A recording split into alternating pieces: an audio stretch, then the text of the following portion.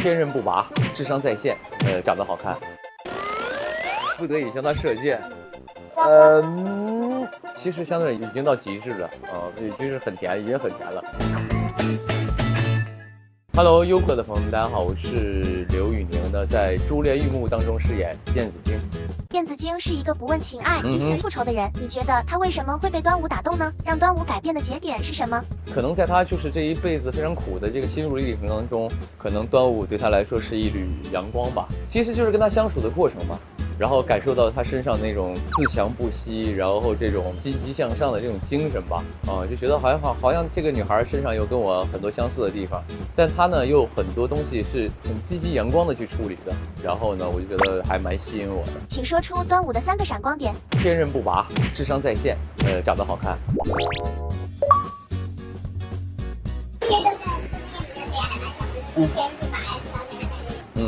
端午和燕子京的感情有甜有虐，你觉得甜虐的占比是多少呢？甜只有20%到30%吧。像醉酒吻这样甜甜的戏份多吗？其实没有多少，其实相对已经到极致了已经是很甜，已经很甜了。因为我们这个戏其实还是以经商为主，不是说一脑门子都是谈恋爱的这种戏还有看到路透保护端午的戏份，当时是怎样的情况呢？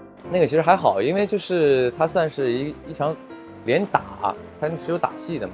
就会让很多女孩看了可能会有一些想要被保护的欲望吧，我觉得就是那么一个作用剧中的打戏多吗？感受是怎样的？在一个这个商场的戏里算是多的。这一次所有的武指设计呢，都是相对来说比较实的那种的，都是那种真正的砍拼那种的，然后徒手搏斗这种的比较多一些。燕子京感情上有个对手就是张晋然，在看到端午和他在一起时会有吃醋吗？会有，当然会有啊。燕子京吃醋的表现是怎样的？他的表现可能就是假装不在乎吧，在这个心里会非常不爽，但是又不能过多表现出来，他还得装着点儿，然后呢，偶尔会去刺激两句，点一点就这种的。燕子京在大漠用箭射向端午的那场戏，燕子京的内心是怎样的？其实那一箭射到他身上的时候，我也内心是非常痛苦的嘛。那个举动呢，一定是要保护他的，因为我要做的事儿非常非常危险，而且燕子京也活不了多久了，就是让他死心嘛。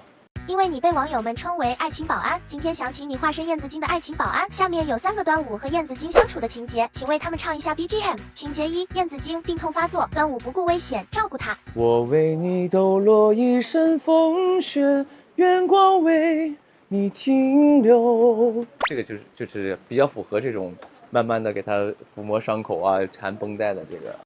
情节2：燕子京在大漠不得已对端午射箭，不得已向他射箭。